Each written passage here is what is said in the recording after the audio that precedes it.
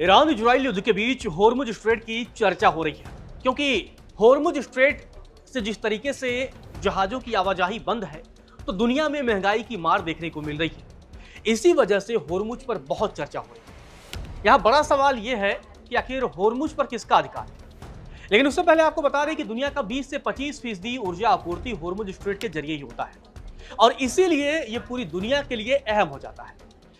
और यहीं से यह सवाल भी होता है कि क्योंकि जिस तरीके से ईरान कंट्रोल कर रहा है होर्मुज स्ट्रेट पर, तो एक सवाल का जन्म होता है, आखिर होर्मुज स्ट्रेट पर किस देश का अधिकार है।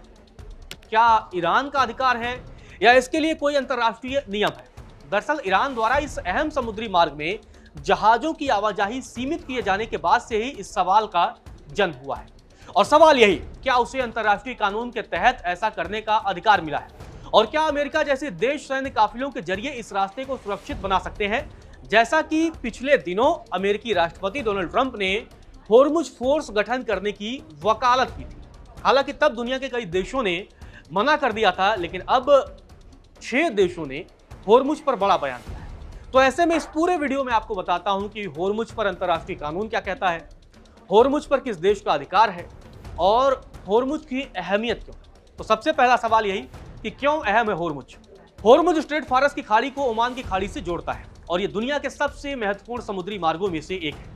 होर्मुज स्ट्रेट की चौड़ाई 39 किलोमीटर है, और ये वैश्विक अर्थव्यवस्था में अपना अहम योगदान देता है, क्योंकि दुनिया का 20 से 25% ऊर्जा आपूर्ति इसी रास्ते के जरिए होता है। अब सवाल यह है कि क्या ईरान होर्मुज पर जबरन कब्जा कर सकता है, क्योंकि ईरान की तरफ से ये बार बार चेतावनी सामने आई कि अगर कोई देश जो अमेरिका और इजराइल से जुड़ा हुआ है या उसका सपोर्टर है, उसका जहाज अगर यहां से जाता है तो उस पर हम मिसाइलों से हमला करेंगे। और कई देशों के जहाजों पर ईरान की तरफ से हमला भी किया गया।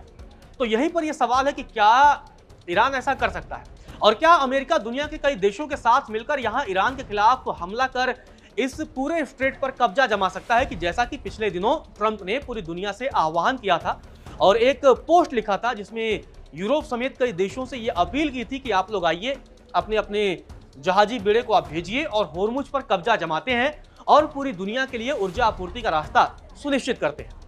एक और सवाल है कि क्या अमेरिका दुनिया के कई देशों के साथ मिलकर यहां ईरान के खिलाफ हमला कर कब्जा जमा सकेगा, जैसा कि पिछले दिनों अमेरिकी राष्ट्रपति डोनाल्ड ट्रंप ने दुनिया के कई देशों से अपील की थी, जिसमें यूरोप के देश थे, ऑस्ट्रेलिया था, जापान था, कई देशों से अपील की थी कि आइए अपने जंगी बेड़े को आप लोग भेजिए और हम लोग होर्मुज पर कब्जा जमाते हैं और पूरी दुनिया में ऊर्जा आपूर्ति के मामले को सुनिश्चित करते हैं।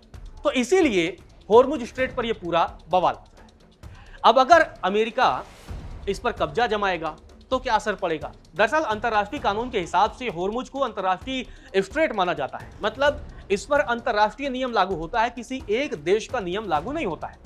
इसका सीधा मतलब यह है कि भले ही यह ईरान और ओमान के अधिकार क्षेत्र में आता हो, लेकिन दुनिया के सभी देशों के जहाजों को यहां से गुजरने का अधिकार है। शर्त केवल इतनी है कि जहाज बिना रुके और लगातार इस मार्ग को पार करे, मतलब इस दरमियान ओमान और ईरान के बीच जहाजों को रुकना नहीं होगा। शर्त बहुत सीधा है कि आप आइए और गुजर जाइए, रुकने की आवश्यकता नहीं। ये अंतर्राष्ट्रीय कानून। तो यहां पर एक और सवाल है, क्या युद्ध के समय नियम बदल जाते हैं, क्योंकि आम दिनों में तो ऐसा है कि आपके जहाज यहां से गुजर सकते हैं अंतर्राष्ट्रीय नियमों के मुताबिक, आप पर कोई हमला नहीं करेगा, आपके जहाज पर किसी भी तरह का कोई नियंत्रण हासिल नहीं करेगा।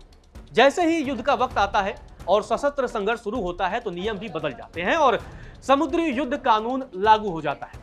इस कानून के तहत देशों को 2 भागों में बांटा जाता है, युद्धरत जैसे कि ईरान, इजराइल और अमेरिका, और इसके अलावा तटस्थ जो इस संघर्ष का हिस्सा नहीं है, मतलब जो इस युद्ध में भाग नहीं ले रहे हैं, उन देशों के लिए अलग कानून होता है।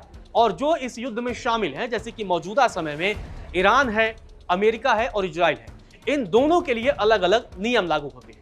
तो युद्ध के समय आपको बता दें कि 1994 में सैन रेमो मैनुअल दस्तावेज साइन हुआ था और यही लागू होता है। इस दस्तावेज में समुद्र में नौसैनिक युद्ध के नियमों को परिभाषित किया गया है और तटस्थ देशों को समुद्र स्ट्रेट से गुजरने का पूरा अधिकार दिया गया है।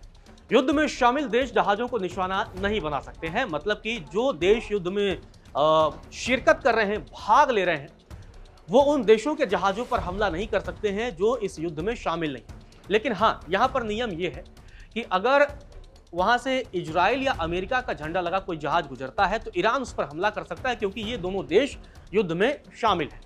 और यहीं से एक और सवाल पैदा होता है कि क्या होर्मुज को ईरान बंद कर सकता है। क्योंकि लगातार उसकी तरफ से ऐसी धमकियां दी जाती रही। क्योंकि युद्ध के बीच सबसे बड़ा सवाल यही है, कानूनी रूप से स्थिति सीधी नहीं है। अगर कोई स्ट्रेट तटस्थ देश को नियंत्रण में हो तो उसे खुला रखना अनिवार्य होता है, लेकिन जब वह किसी युद्धरत देश के प्रभाव में हो, जैसे कि होर्मुज के मामले में ईरान, तो स्थिति बिल्कुल जटिल हो जाती है। ऐसे में ईरान पूरी तरह से रास्ता बंद करने का दावा तो कर सकता है, लेकिन ऐसा कदम अंतर्राष्ट्रीय स्तर पर गंभीर टकराव और प्रतिक्रिया को भी जन्म दे सकता है, मतलब एक व्यापक युद्ध को जन्म दे सकता है। अमेरिका जैसे देश अक्सर अपने युद्धपोतों के साथ व्यापारिक जहाजों को एक्सपोर्ट करने की रणनीति अपनाते हैं, जिससे उन्हें हमलों से बचाया जा सके, लेकिन यह रणनीति खुद जोखिम से भरी हुई है। अगर कोई व्यापारी जहाज अमेरिकी युद्धपोत के साथ चलता है तो वह ईरान के लिए वैध सैन्य लक्ष्य बन सकता है, यानी सुरक्षा देने की कोशिश को कई बार खतरे को और भी बढ़ा सकती है। क्योंकि अगर जिस तरीके से अमेरिका की जो नीति होती है, ऐसे वक्त में आपका एक व्यापारिक जहाज है और उसको एस्कॉर्ट किया जाता है, तो ऐसे में कई बार ये संदेश चला जाता है कि क्या जो दूसरा जहाज आ रहा है, उसको जो एस्कॉर्ट किया जा रहा है, क्या वो युद्ध की मंशा से आ रहा है या नहीं। और यहीं पर जो देश खुद को किसी भी तरफ का नहीं बताते हैं, मतलब तटस्थ हैं, उनके लिए भी जोखिम कम नहीं है। अगर कोई भी देश अप्रत्यक्ष रूप से किसी पक्ष की मदद करता है तो उसे भी युद्ध का हिस्सा माना जा सकता है।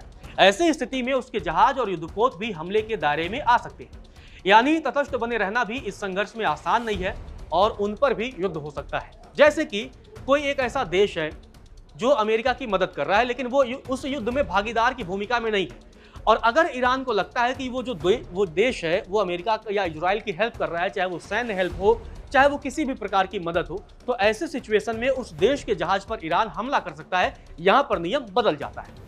होर्मुज स्ट्रेट पर अंतर्राष्ट्रीय कानून स्पष्ट दिशा जरूर देता है, लेकिन जमीनी हकीकत कहीं ज्यादा जटिल है। युद्ध के माहौल में कानूनी अधिकार और सैन्य रणनीतियां अक्सर आमने सामने आ जाती हैं, तथा जहाज भी पूरी तरह से सुरक्षित नहीं रह पाते हैं। ऐसे में होर्मुज अब सिर्फ एक समुद्री रास्ता नहीं है, बल्कि वैश्विक शक्ति संतुलन, ऊर्जा सुरक्षा और अंतर्राष्ट्रीय कानून की सबसे बड़ी परीक्षा बन चुका है, और इस परीक्षा ने कईयों को परेशानी में डाल दिया है। होर्मुज को लेकर जो सवाल पैदा हुए हैं, दुनिया के कई देशों के पास अभी तक उनका जवाब नहीं है, और जिस तरीके से ये जंग दिन ब दिन भयंकर होता जा रहा है, होर्मुज को लेकर जो सवाल पैदा हो रहे हैं, आने वाले वक्त में और भी जटिल हो सकते हैं। फिलहाल के लिए इस वीडियो में इतना है।